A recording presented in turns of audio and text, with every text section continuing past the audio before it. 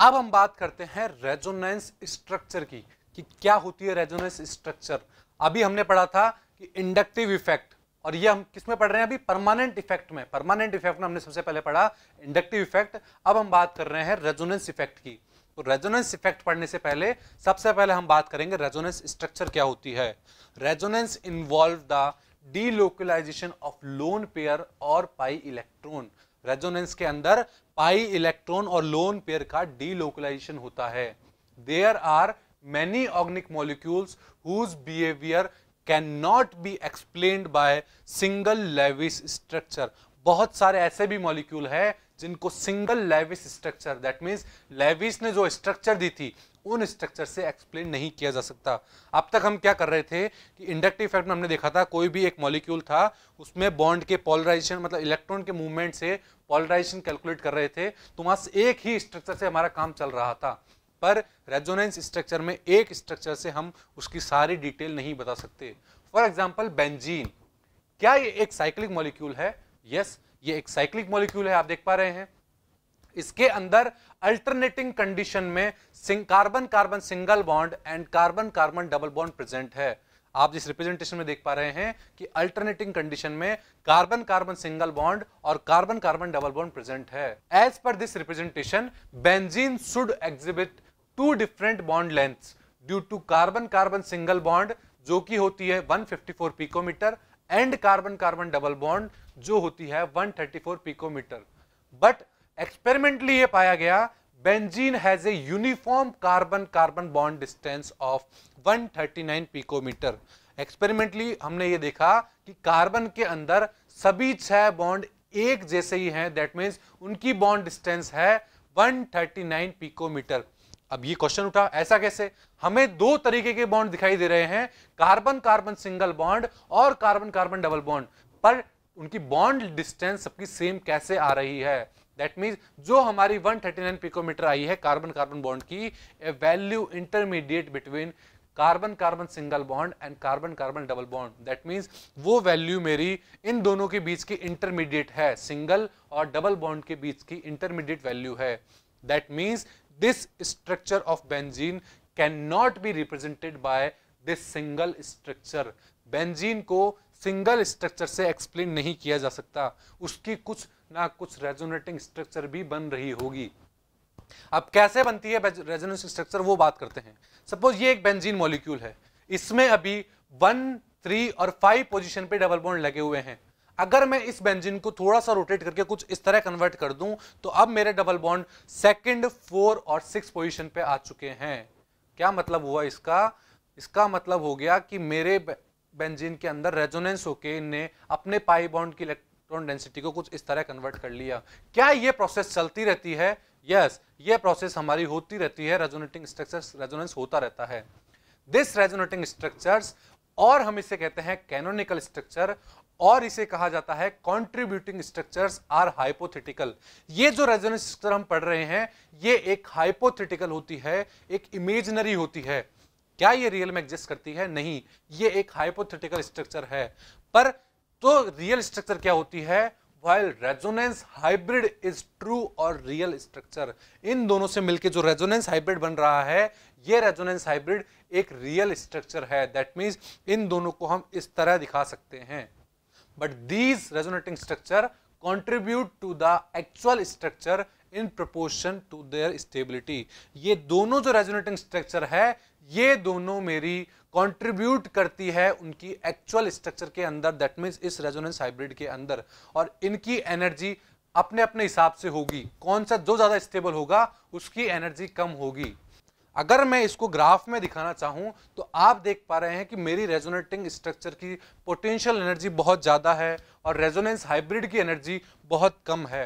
That means ये दोनों जो मेरी रेजोनेटिंग स्ट्रक्चर है इनकी एनर्जी बहुत ज्यादा है, दैट मींस ये बहुत कम स्टेबल है, जबकि मेरा जो रेजोनेंस हाइब्रिड है उसकी पोटेंशियल एनर्जी बहुत कम है, दैट मींस ये मेरा बहुत ज्यादा स्टेबल कंपाउंड है। अब मैं बात करता हूं रेजोनेंस स्ट्रक्चर का एक और एग्जांपल लेके नाइट्रोमीथेन की। नाइट्रोमीथेन क्या होता है? नाइट्रोमीथेन होता है CH3NO2। CH3NO2 को किस तरह ड्रॉ किया जाएगा?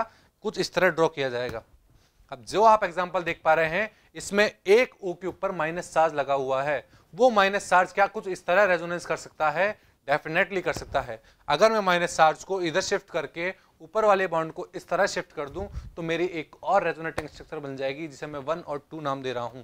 क्या ये दोनों मेरी एक्चुअल स्ट्रक्चर होगी? नहीं, ये मेरी हाइपोथेटिकल स्ट्रक्चर होगी, और इनका जो रेजोनेंस हाइब्रिड बनाया जाएगा वो मेरा एक्चुअल होगा।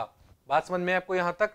It is known that the 2 nitrogen oxygen bonds of nitromethane are of same length. That means इन दोनों मॉलिक्यूल के अंदर जो नाइट्रोजन और ऑक्सीजन के दो बॉन्ड लगे हुए हैं, उन दोनों की बॉन्ड लेंथ हमेशा एक सेम होगी, जो कि नाइट्रोजन ऑक्सीजन सिंगल बॉन्ड और नाइट्रोजन ऑक्सीजन डबल बॉन्ड के बीच की एक कोई वैल्यू होगी। बात समझ में आपको यहां तक? The difference in energy between the actual structure and the lowest energy resonance structure is called resonance stabilization energy और रेजोनेंस एनर्जी। जैसे कि आप इस ग्राफ में देख पा रहे हैं कि जो मेरी रेजोनेंस स्ट्रक्चर है और जो मेरी रेजोनेंस हाइब्रिड है, उन दोनों के बीच का जो एनर्जी गैप होता है उसे हम बोलते हैं रेजोनेंस स्टेबलाइजेशन एनर्जी और रेजोनेंस एनर्जी। बात क्लियर है आपको यहां तक कि क्या रेजोनेंस एनर्जी और रेजोनेंस स्टेबलाइजेशन एनर्जी होती है? ठीक है, अब हम एक क्वेश्चन की तरफ बढ़ते हैं। अगर हमें कह दिया जाए कि CH3COO- की आप रेजोनेटिंग स्ट्रक्चर ड्रॉ कीजिए, तो आप उसे किस तरह ड्रॉ करेंगे? उसे हम कुछ इस तरह ड्रॉ करेंगे। सबसे पहले हम उस CH3COO- की स्ट्रक्चर ड्रॉ करेंगे और जो कुछ इस तरह होगी। इसमें आप देख पा रहे हैं C से 3 H निकले हुए हैं, उसी C से एक C डबल बॉन्ड O जुड़ा हुआ है और उसके आगे लगा हुआ है एक O-। दैट मीन्स क्या यहां रेजोनेंस पॉसिबल है? यस। अगर इस मॉलिक्यूल में ऑक्सीजन अपने इलेक्ट्रॉन्स को शिफ्ट करके ऊपर वाले इलेक्ट्रॉन्स दूसरे ऑक्सीजन के पास चले जाएं, तो ये मेरी एक इसकी रेजोनेटिंग स्ट्रक्चर बन जाएगी। तो इसी तरह हम अब आगे बढ़ते हैं एक अगले क्वेश्चन पे। उसमें आप देख पा रहे हैं सबसे पहले लिखा हुआ है CH2 double bond CH single bond CHO। That means एक एल्डिहाइडिक फंक्शनल ग्रुप का एक कंपाउंड दिया गया है और हमसे कहा गया है कि इसकी ऑल पॉसिबल रेजोनेटिंग स्ट्रक्चर बनाइए। तो एक स्ट्रक्चर तो जिस फॉर्म में ये दिया गया है वही हो जाएगी हमारी, और इसकी एक और स्ट्रक्चर बनानी होगी, तो हम किस तरह कन्वर्ट करेंगे अब हम उसे देखते हैं। इसकी सेकेंड स्ट्रक्चर में आप देख पा रहे हैं कि जो कार्बन कार्बन के बीच में डबल बॉन्ड प्रेजेंट है, उसके इलेक्ट्रॉन को मैं आगे वाले कार्बन की तरफ शिफ्ट करता हूं, और जैसे ही मैंने आगे वाले कार्बन की तरफ शिफ्ट किया तो कार्बन ऑक्सीजन के जो बॉन्ड के इलेक्ट्रॉन थे उनको मैंने ऑक्सीजन की तरफ शिफ्ट कर दिया। दैट मीन्स फर्स्ट मॉलिक्यूल की ये सेकेंड रेजोनेटिंग स्ट्रक्चर बन चुकी है। सेकेंड में क्या हुआ? ऑक्सीजन पर तो नेगेटिव चार्ज दिखाई दे रहा है और जो मेरा फर्स्ट कार्बन था वहां पर पॉजिटिव चार्ज दिखाई दे रहा है। दैट मीन्स ये एक नई रेजोनेटिंग स्ट्रक्चर है। क्या इसकी कोई और रेजोनेटिंग स्ट्रक्चर भी पॉसिबल है?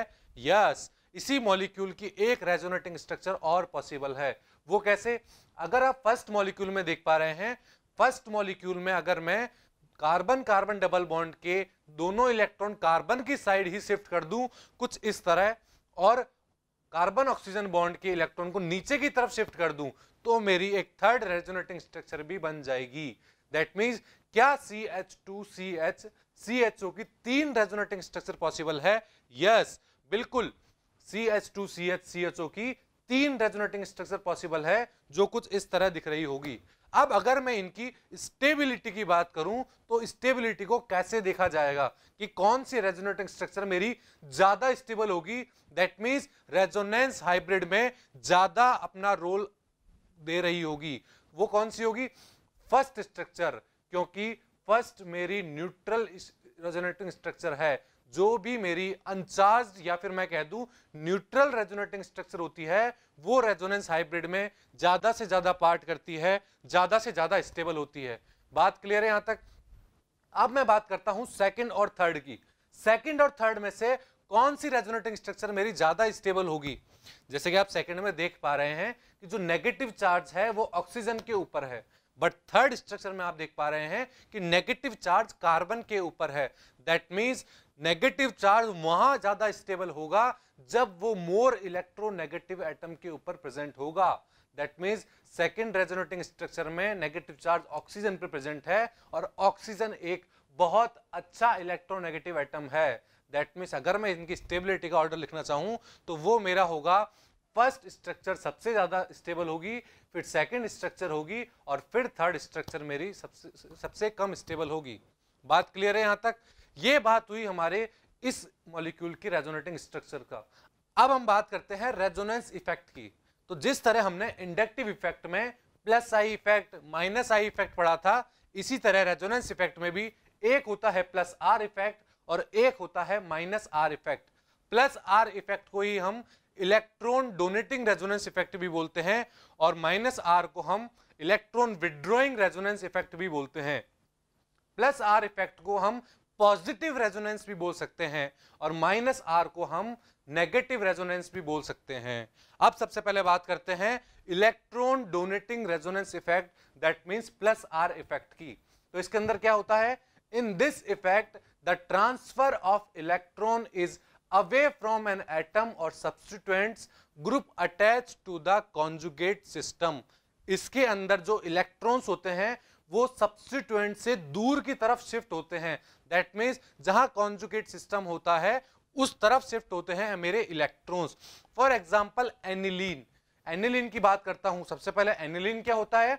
हम जब IUPAC कर रहे थे तो हमने देखा था किसी बेंजीन के ऊपर अगर NH2 ग्रुप सब्स्टिट्यूएंट के रूप में निकला हुआ है तो वो मेरा एक एनिलीन कहलाता है। अब इसकी रेजोनेंस इफेक्ट के बारे में हम बात करते हैं सबसे पहले। तो अगर मैं इसकी रेजोनेटिंग स्ट्रक्चर बनाना चाहूं तो सबसे पहली रेजोनेटिंग स्ट्रक्चर तो मेरी यही हो जाएगी। अब इसमें मैं अपने N के ऊपर जो इलेक्ट्रॉन प्रेजेंट है, लोन पेयर प्रेजेंट है, उनको नीचे की तरफ शिफ्ट करता हूं तो मेरे आगे वाले कार्बन के जो 2 इलेक्ट्रॉन होंगे उनको मैं थोड़ा आगे की तरफ शिफ्ट कर दूंगा, कुछ इस तरह। क्या आप देख पा रहे हैं? अब इसमें नेगेटिव चार्ज ऑर्थो पोजीशन पे जनरेट हो चुका है। अब यहां से ऑर्थो पोजीशन से जो मेरे नेगेटिव चार्ज है वो आगे की तरफ शिफ्ट होगा और आगे वाला पाई बॉन्ड और आगे की तरफ शिफ्ट होके नेगेटिव चार्ज में कन्वर्ट हो जाएगा। दैट मींस अब मेरा जो नेगेटिव चार्ज है NH2 के रेस्पेक्ट में वो मेरा पैरा पोजीशन पर चला गया है। बात क्लियर है? अब तक मैं इसकी 3 रेजोनेटिंग स्ट्रक्चर ड्रॉ कर चुका हूं। अब 4th रेजोनेटिंग स्ट्रक्चर में क्या होगा? वो नेगेटिव चार्ज आगे की तरफ मूव करेगा। दैट मींस उसके 2 इलेक्ट्रॉन आगे की तरफ मूव करेंगे और आगे वाले पाई इलेक्ट्रॉन फिर ऊपर की तरफ शिफ्ट हो जाएंगे। दैट मींस मेरा दोबारा नेगेटिव चार्ज ऑर्थो पोजीशन के ऊपर आ चुका है। ये हमारी 4th रेजोनेटिंग स्ट्रक्चर हो गई। 5th रेजोनेटिंग स्ट्रक्चर में क्या होगा?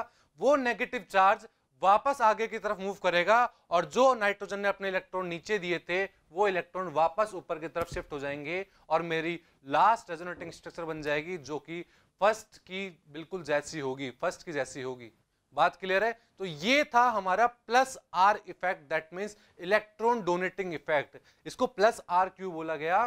क्योंकि नाइट्रोजन ने अपने लोन पेयर रिंग के अंदर डोनेट किए, वो इलेक्ट्रॉन आगे मूव करते गए और वापस घूमकर उसी के पास आ गए। रेजोनेंस में यही तो होता है कि इलेक्ट्रॉन्स का मूवमेंट कंटिन्यूअसली चलता रहता है। और क्या वो रेजोनेंस रियल स्ट्रक्चर होती है? नहीं, रेजोनेंस स्ट्रक्चर हमारी हाइपोथेटिकल होती है, बट उनसे बना हुआ हाइब्रिड वो हमारा एक रियल होता है, ट्रू स्ट्रक्चर होती है। बात क्लियर है आपकी यहां तक? इसी तरह मैं बात करूं कि और NH2 के अलावा मेरे कौन कौन से ग्रुप होंगे जो प्लस आर शो करेंगे, उसके लिए सबसे पहले हो गया OH हो गया। OH में ऑक्सीजन के ऊपर 2-2 लोन पेयर होते हैं तो वो कोई भी अपने लोन पेयर शेयर कर सकते हैं। OR हो गया। OR का मतलब R की जगह मैं CH3 ले लूं, C2H5 ले लूं, कोई भी अल्काइल ग्रुप ले लूं तो OR भी शो करेगा। OCOR भी हो जाए यहाँ पे। यहां भी ऑक्सीजन से अपनी बेंजीन रिंग अटैच होगी तो यहां भी अपना प्लस आर दे सकता है। NHR ले लूं, NR2 ले लूं, NHCOR ले लूं, ये सब मेरे प्लस आर शो करेंगे। क्या केवल यही होंगे? नहीं, और भी बहुत सारे मॉलिक्यूल्स होंगे जो प्लस आर इफेक्ट शो करेंगे, पॉजिटिव रेजोनेंस इफेक्ट शो करेंगे। बात क्लियर है यहां तक? अब मैं बात करता हूं नेगेटिव रेजोनेंस इफेक्ट की, या फिर मैं कह दूं माइनस आर इफेक्ट की। इसके अंदर क्या होगा? This effect is observed when the transfer of electrons is towards the atom or substituent group attached to the conjugate system। हमने पॉजिटिव में क्या पढ़ा था? पॉजिटिव के अंदर सब्स्टिट्यूएंट से इलेक्ट्रॉन दूर की तरफ जा रहे थे, बट माइनस आर में क्या होता है कि जो इलेक्ट्रॉन होते हैं वो कॉन्जुगेट सिस्टम से अपनी तरफ ले रहा होता है। दैट मींस जहां सब्स्टिट्यूएंट लगा है वो इलेक्ट्रॉन नीचे से अपनी तरफ ले रहा होगा। बात क्लियर है यहां तक? इसमें भी हम एक एग्जाम्पल की बात करते हैं, नाइट्रोबेंजीन। अब सबसे पहले हम देखते हैं नाइट्रोबेंजीन क्या होता है। नाइट्रोबेंजीन क्या होता है? किसी भी बेंजीन के ऊपर अगर सब्स्टिट्यूएंट के रूप में NO2 ग्रुप लगा हुआ है तो वो मेरा नाइट्रोबेंजीन कहलाएगा। बात क्लियर है यहां तक? अब सबसे पहले बात आती है कि नाइट्रोबेंजीन की स्ट्रक्चर क्या होगी। नाइट्रोबेंजीन की स्ट्रक्चर आप देख पा रहे हैं कि सबसे पहले एक बेंजीन रिंग लेंगे और उसमें सब्स्टिट्यूएंट के रूप में NO2 को बाहर निकाल देंगे और NO2 को भी वहां पे खोल के रख देंगे। That means N double bond O and एक और O लगा हुआ होगा। अब इसके अंदर हमको रेजोनेटिंग स्ट्रक्चर बनानी है कि इसमें -R इफेक्ट कैसे शो होगा। अब आप सभी को एक बात बतानी है कि नाइट्रोजन और ऑक्सीजन में से सबसे ज्यादा इलेक्ट्रोनेगेटिविटी एटम कौन सा होता है? सबसे ज्यादा इलेक्ट्रोनेगेटिव एटम होता है ऑक्सीजन। तो ऑक्सीजन और नाइट्रोजन में इलेक्ट्रोनेगेटिविटी का डिफरेंस होने की वजह से वो पाई बॉन्ड के इलेक्ट्रॉन ऑक्सीजन अपनी तरफ खींचेगा। जैसे ही उसने 2 इलेक्ट्रॉन अपनी तरफ खींचे तो नाइट्रोजन के पास इलेक्ट्रॉन्स की कमी हो गई, तो उसने इलेक्ट्रॉन कहां से मांगे? जो रिंग में मेरे डबल बॉन्ड लगे हुए हैं उसने वहां से अपने इलेक्ट्रॉन को मांगे। तो जैसे ही उसने वहां से इलेक्ट्रॉन मांगे तो मेरा ऑर्थो पोजीशन पे पॉजिटिव चार्ज जनरेट हो गया। पॉजिटिव चार्ज जनरेट हो गया, जहां से NO2 लगा हुआ है उसके रेस्पेक्ट में ऑर्थो पोजीशन पे पॉजिटिव चार्ज जनरेट हो गया। अब वो पॉजिटिव क्या बोलेगा? अपने जो नीचे वाले एटम है और उससे लगे हुए एटम है वहां से इलेक्ट्रॉन्स की डिमांड करेगा। तो उसने नीचे वाले पाई बॉन्ड से इलेक्ट्रॉन मांगे और वो मेरा पॉजिटिव चार्ज अब पैरा पोजीशन पे शिफ्ट हो गया। बात क्लियर है यहां तक? इसी तरह अब जब पैरा पे इलेक्ट्रॉन्स की कमी हुई तो उसने इलेक्ट्रॉन और आगे से मांगे, फिर उसने इलेक्ट्रॉन आगे से मांगे तो मेरा सेकंड ऑर्थो पोजीशन पे फिर पॉजिटिव चार्ज जनरेट हो गया। फिर ऑर्थो पे पॉजिटिव चार्ज आ गया। अब वहां से मेरे को अगर और इलेक्ट्रॉन चाहिए तो वो वापस ऊपर से ही इलेक्ट्रॉन मांगेगा और ये इसकी लास्ट रेजोनेटिंग स्ट्रक्चर बन जाएगी। दैट मीन्स आपको समझ में आया? इसके अंदर जो कॉन्जुगेट सिस्टम था हमारा, जो बेंजीन थी उससे बाहर की तरफ इलेक्ट्रॉन डेंसिटी जा रही है। दैट मीन्स जो सब्स्टिट्यूएंट लगा हुआ है वो -R इफेक्ट लगा रहा है, इलेक्ट्रॉन को अपनी तरफ खींच रहा है। अब ये -R इफेक्ट कौन कौन से हो सकते हैं, कौन कौन से ग्रुप -R इफेक्ट शो करते हैं? वो हो जाएंगे मेरे C double bond OH carboxylic acid का जो ग्रुप होता है वो मेरा -R लगाता है। CHO एल्डिहाइड ग्रुप हो जाए, कीटोनिक ग्रुप हो जाए C double bond O, cyano group हो जाए CN और NO2 हमने अभी पढ़ाई है। क्या यही होंगे? नहीं, और भी बहुत सारे ग्रुप हो सकते हैं जो -R इफेक्ट लगा रहे हो। बात क्लियर है कि +R और -R इफेक्ट क्या हुआ? अब आपने एक बात ध्यान दी होगी कि जब हम +R इफेक्ट पढ़ रहे थे तो नेगेटिव चार्ज मेरा ऑर्थो और पैरा पोजीशन पर ही आया था, केवल मेटा पोजीशन पर नहीं आया था। और जब हम -R पढ़ रहे थे तो वहां पर पॉजिटिव चार्ज मेरा ऑर्थो और पैरा पर ही आया था, वहां पर पॉजिटिव चार्ज भी मेटा पर नहीं आया था। That means resonance only and only work at ortho and para position. That means resonance जो होता है वो हमेशा और हमेशा ऑर्थो और पैरा पोजीशन पर ही वर्क करता है, उसके अलावा वो कहीं पे भी वर्क नहीं करता। आई होप आपको समझ में आया होगा। Thank you.